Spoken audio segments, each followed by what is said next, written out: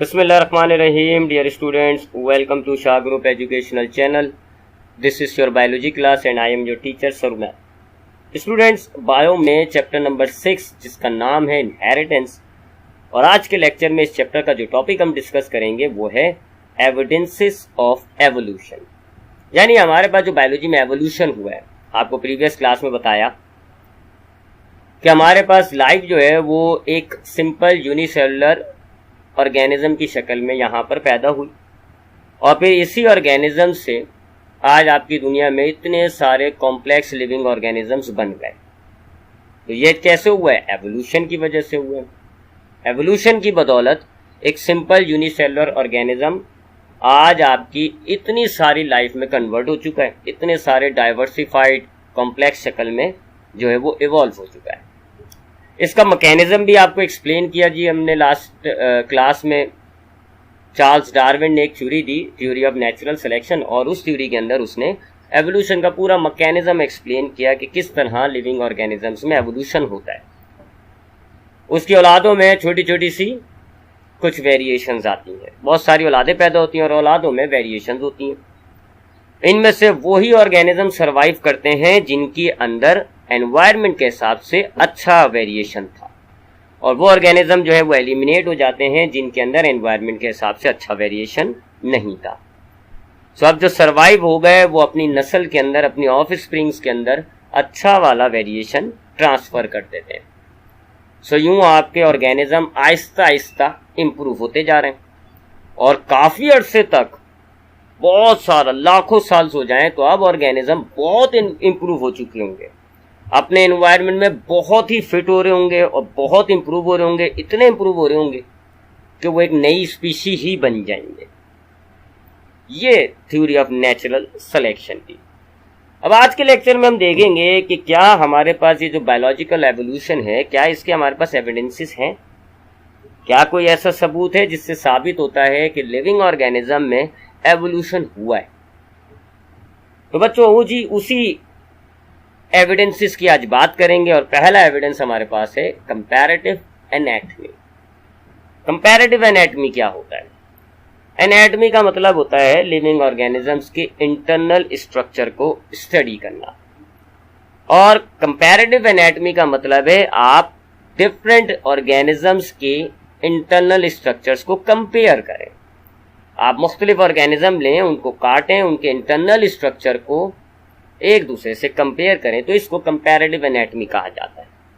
अब बहुत सारे ऐसे ऑर्गेनिज्म हैं जो बज़ाहिर आपको डिफरेंट नजर आते हैं, मॉर्फोलॉजिकली वो आपको डिफरेंट नजर आएंगे, बट जब आप उनको काटेंगे, आप उनकी एनाटॉमी करेंगे और आप उनकी जब कंपैरेटिव एनाटॉमी करेंगे, जब आप उन ऑर्गेनिजम्स के इंटरनल स्ट्रक्चर को कंपेयर करेंगे तो आप में फिर सिमिलैरिटीज नजर आएंगी। आपको उनके अंदर बहुत सारी चीजें सिमिलर नजर आएंगी।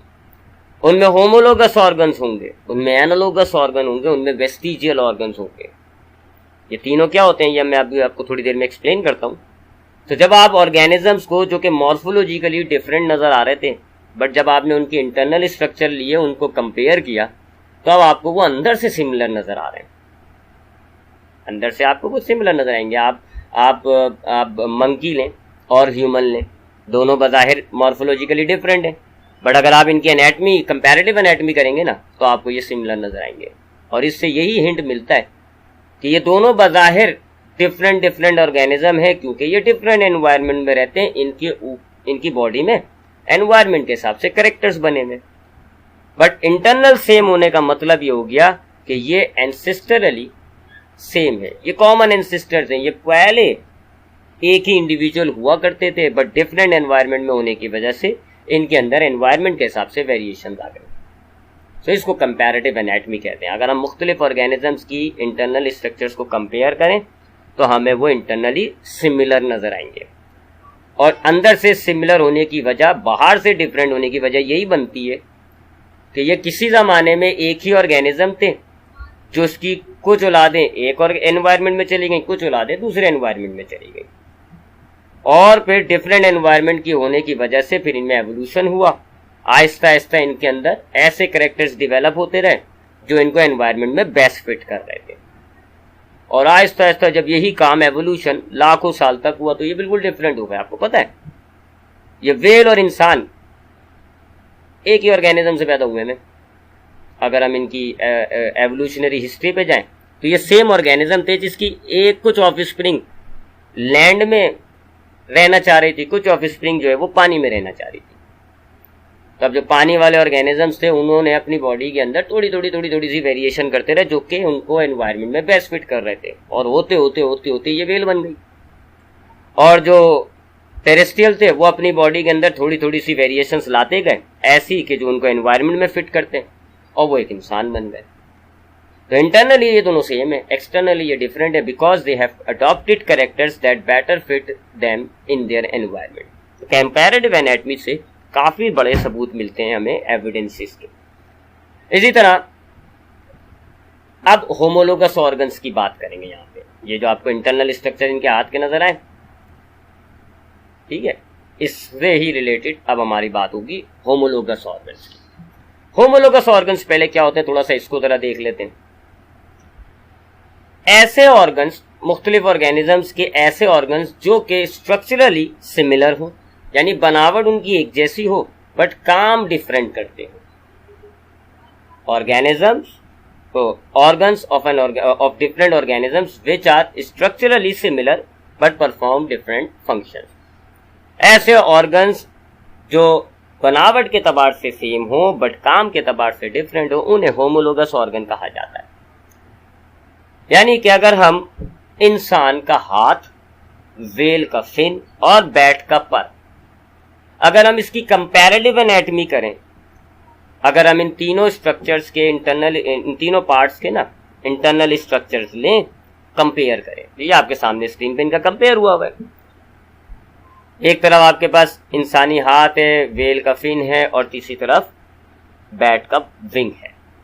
इनकी कंपैरेटिव एनाटॉमी करेंगे तो हमें ये नजर आएगा कि ये होमोलोगस ऑर्गन है, ये होमोलोगस ऑर्गन है। इनका स्ट्रक्चर सेम है, सेम बोन्स हैं, बोन्स की तादाद सेम है, बोन का जो फिटिंग है वो भी सेम है, यानी स्ट्रक्चरली ये सेम है but they are performing different function. इंसान अपने हाथों से डिफरेंट काम करता है, व्हेल अपने हाथों से जो है स्विमिंग करती है और बैट अपने हाथों से उड़ता है। तो ये हो गए ना homologous organ having same structure but different function. तो इन्हें होमोलोगस ऑर्गन्स कहा जाता है। जब आप कंपैरेटिव एनाटॉमी करेंगे मुख्तलिफ ऑर्गेनिजम्स की तो आपको कुछ ऐसे स्ट्रक्चर नजर आएंगे जो कि बनावट के तबार से सेम होंगे बट काम डिफरेंट कर रहे होंगे, उनको आप फिर होमोलोगस ऑर्गन्स कहते हैं। और होमोलोगस ऑर्गन्स एवोल्यूशन साबित करती है। होमोलोगस ऑर्गन का मतलब वही हुआ ना जो मैंने आपको बताया कि ये एक ही ऑर्गेनिज्म थे जिसकी ऑफ स्प्रिंग मुख्तलिफ एनवायरनमेंट में चली गई। अब जब वो मुख्तलिफ एनवायरनमेंट में गई तो अब अपने अंदर ये थोड़ी सी वेरिएशंस लाते रहे, ऐसी वेरिएशन जो इनको एनवायरनमेंट में बेस्ट फिट करते हैं। इस केस के अंदर ये अपने ऑर्गन से काम डिफरेंट करने लगने की कोशिश कर रहे हैं। सो अब ये अपने ऑर्गन्स के अंदर वेरिएशंस लाते रहे। अपने हाथ में इन तीनों के हाथ थे बट ये जो डिफरेंट एनवायरनमेंट है, एक को उड़ना है, एक को पानी में तैरना है, एक को घूमना है। तो अब अपने एनवायरनमेंट में बेस्ट फिट होने के लिए इन्होंने अपनी बॉडी में कुछ वेरिएशंस लाए जिससे इनके ये ऑर्गन्स काम डिफरेंट करने लगता है।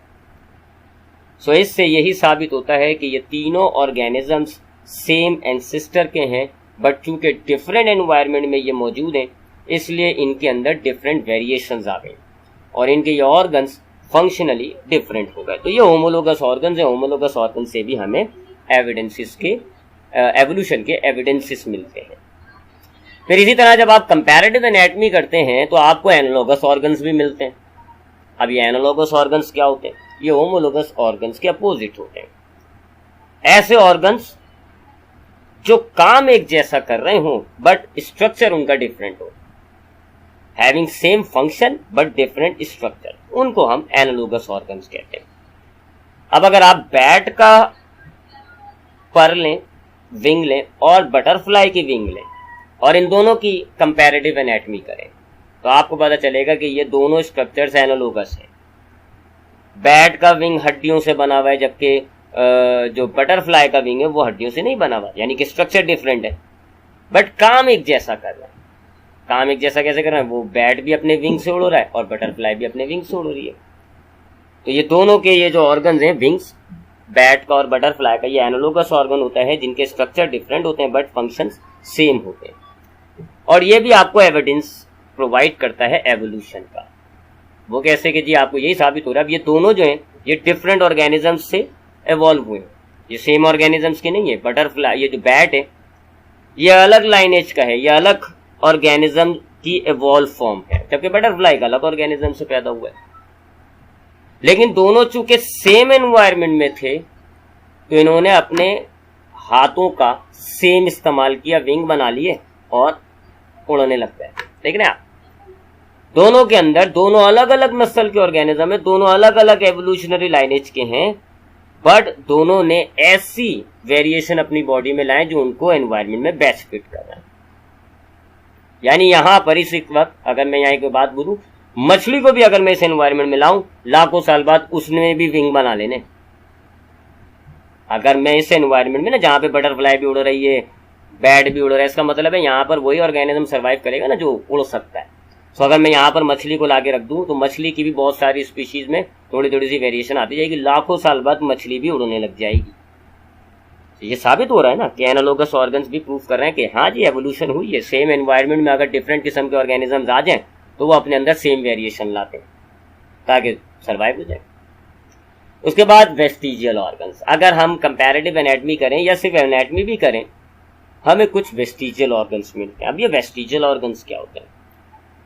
वेस्टिजियल ऑर्गन्स जिस्म में पाए जाने वाले कुछ ऐसे ऑर्गन्स होते हैं जो काफी रिड्यूस हो जाते हैं और नॉन फंक्शनल ऑर्गन्स होते हैं, यानी उनका कोई काम नहीं है, फालतू से ऑर्गन्स है। एक जमाने में हुआ करते हो शायद किसी लाइनेज के अंदर, एवोल्यूशनर के अंदर, एवोल्यूशनरी लाइनेज में ये काम करते हो, बट अब ये और ज्यादा रिड्यूस और नॉन फंक्शनल हो गए। ऐसे ऑर्गन्स को वेस्टिजियल ऑर्गन्स कहा जाता है। हमारी बॉडी में बहुत सारे वेस्टिजियल ऑर्गन्स हैं। हमारी आईब्रोज जो होती है हमारी वेस्टिजियल है, पता नहीं क्या काम है, इनको कुछ काम ही नहीं है।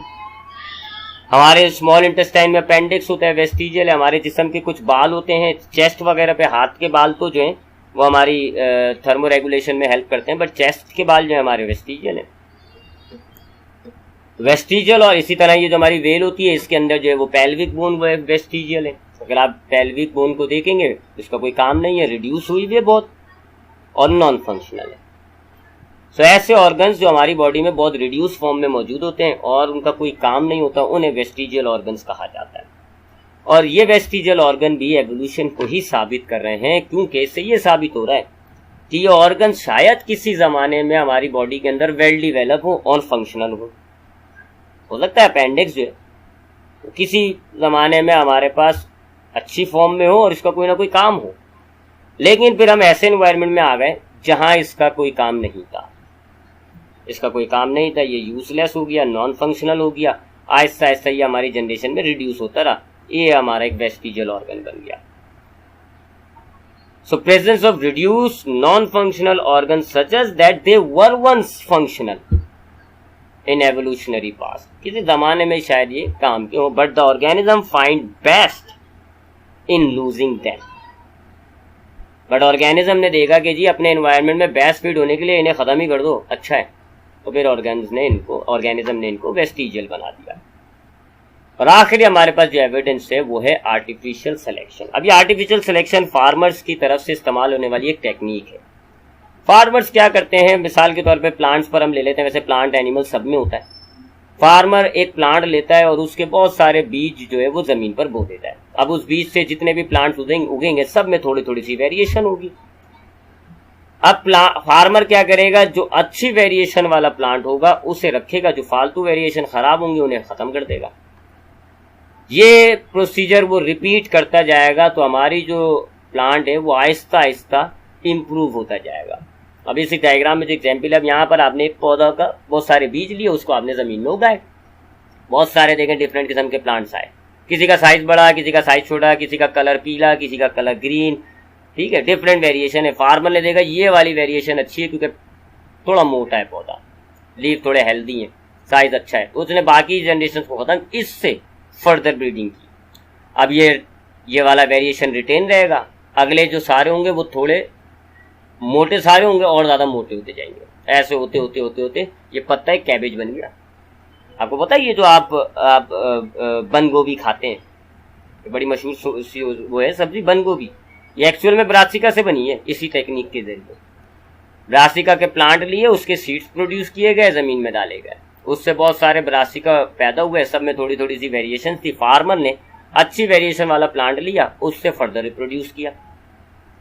इस तरह करते करते करते करते हमारे पास एक टाइम ऐसा आया जी, ब्रासिका में बड़े बड़े वो कैबेज आने लग गया, वो कैबेज बन गया, बंद गोभी जिसको आप कहते हो। ये एनिमल्स के साथ भी किया जाता है। एनिमल्स की ब्रीडिंग कराई जाती है, उसकी बहुत सारी औलादें पैदा होती हैं। जैसे आपने डॉग लिया, आपने डॉग की ब्रीडिंग की, 25-30 डॉग छोटे छोटे पपी पैदा कर लिए। अब इनमें आपने देखा जी सारे काले पपी हैं, एक वाइट पपी है जी, अच्छा है, वाइट बाल है उसका, अच्छा है, आपने उसको रिटेन किया।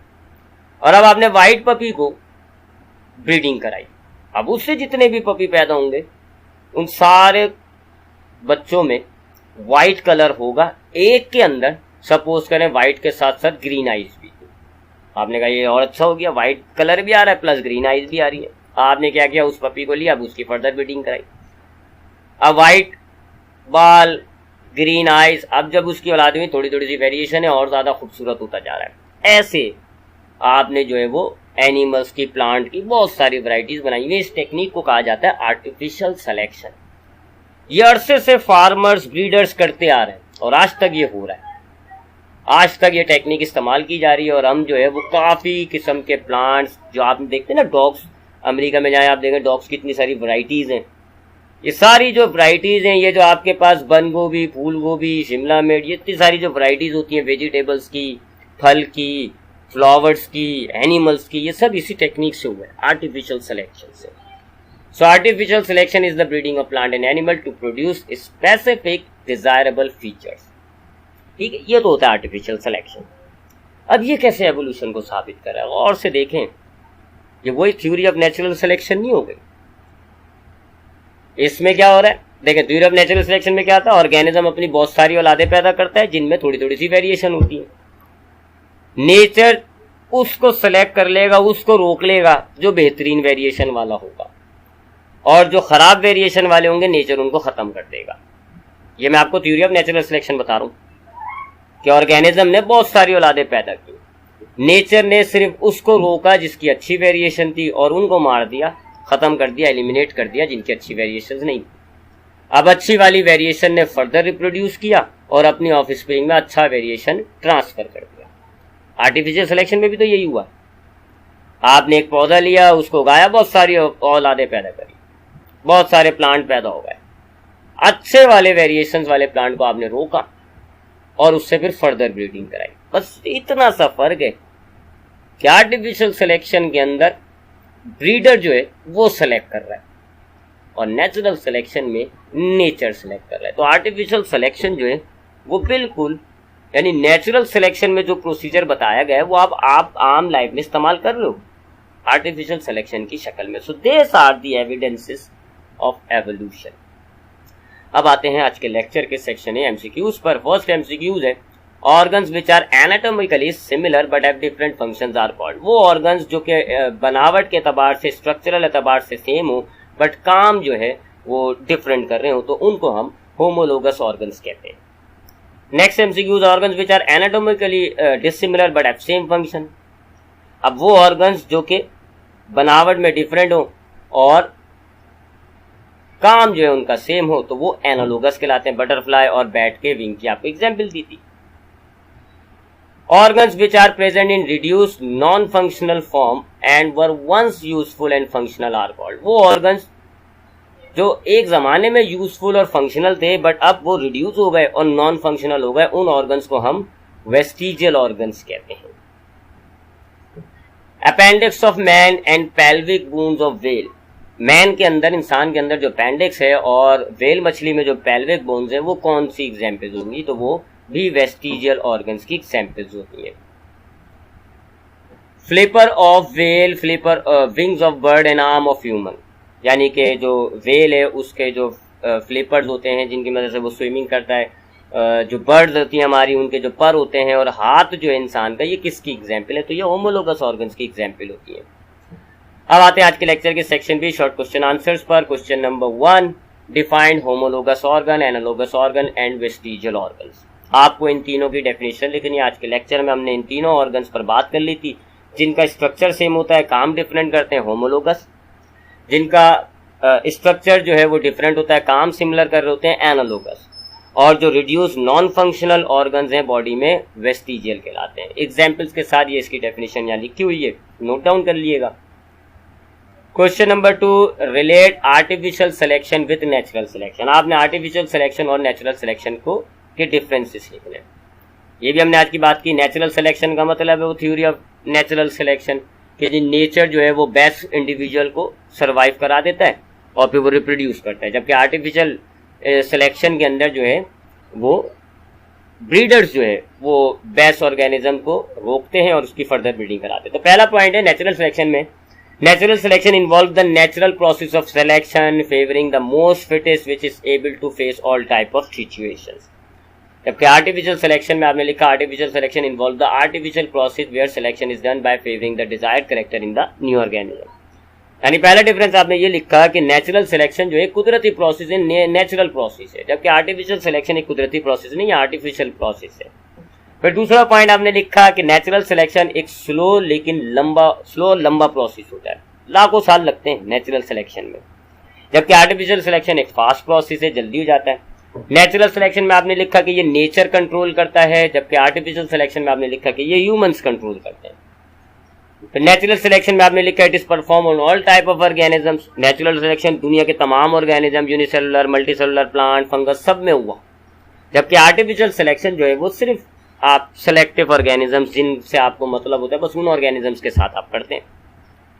अब आते हैं आज के लेक्चर के सेक्शन से डिटेल क्वेश्चन आंसर्स पर। Question number 1, state some evidences in favour of evolution. आपको एवोल्यूशन के हिमायत में, हक में, फेवर में कुछ एविडेंसेस पेश करने हैं।